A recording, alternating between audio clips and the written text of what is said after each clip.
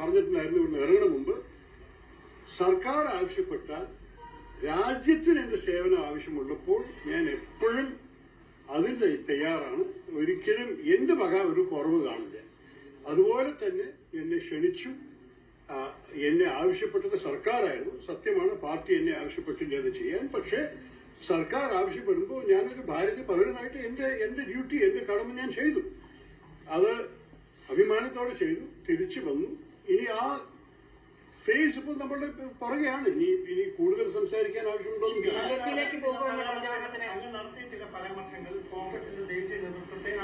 ബിജെപിയിലേക്ക് പോകുമെന്ന പ്രചാരണത്തിന് ഒരു മറുപടി.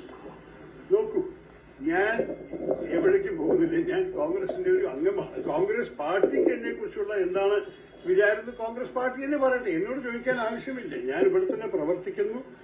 ജനങ്ങൾ തിരുവനന്തപുരത്ത് നൽകിയ വിശ്വാസം ഞാൻ 3 തവണ ആത്മാർത്ഥം പൂർത്തിയാക്കി. 4ാം തവണ അവർ തന്ന വിശ്വാസങ്ങൾ ഞാൻ ഇന്നത്തെ ഭൂരിപക്ഷം നടന്ന മീറ്റിംഗ്സും ചർച്ചകളും ഒക്കെ നമ്മുടെ തിരുവനന്തപുരത്തിന്റെ വിഷയങ്ങളെ കുറിച്ച് മാത്രമേ ആയിരുന്നു. വേറെ ഒരു രാഷ്ട്രീയം സംസാരിച്ചു. നിങ്ങൾ ഒരു പക്ഷേ ഇവിടെ നിൽക്കുകയാണെങ്കിൽ കണ്ടിട്ട് ആരൊക്കെയാണ് വന്ന് കൂടിപ്പോയത്. ഞാൻ പറയട്ടെ, എന്നെ അഥവാ ആവശ്യപ്പെട്ടിട്ടുണ്ടെങ്കിൽ ഞാൻ ഉറപ്പായിട്ട് പോയിട്ടുണ്ടാവും. ഞാൻ മനസ്സിലാക്കി എന്റെ വലിയ ആവശ്യമില്ല അവിടെ. എനിക്കും തോന്നുന്നു നമ്മൾക്ക് വലിയ ബുദ്ധിമുട്ടില്ലാണ്ട് ഈ വിജയം ഉണ്ടാവണം. പക്ഷെ എന്റെ മണ്ഡലത്തിൽ പോയ, എന്നോട് സംസാരിച്ച് പോയ പല പ്രവർത്തകരും എന്റെ ഒപ്പം സമ്പർക്കത്തിലായിരുന്നു. അങ്ങനെ ശശി തരൂർ ഇന്ന് അസന്നിഗ്ധമായിട്ട് പ്രഖ്യാപിച്ചു കഴിഞ്ഞു അദ്ദേഹം BJP-യിലോട്ട് ഇനി പോകില്ല എന്ന്. അദ്ദേഹം BJP-യിലോട്ട് പോകില്ല എങ്കിലും കോൺഗ്രസ്സുകാർക്ക് കുറച്ചുകൂടെ കരുതൽ കാണിച്ചു കഴിഞ്ഞാൽ നല്ലൊരു നേതാവിനെ അവർക്ക് കോൺഗ്രസ്സുകാർക്ക് നിലനിർത്തിക്കൊണ്ട് പോകാൻ പറ്റും. കാരണം താരപ്രചാരകരുടെ പട്ടികയിൽ തരൂർ ഉണ്ടായിട്ട് പോലും തരൂരിനെ ക്ഷണിച്ചില്ല.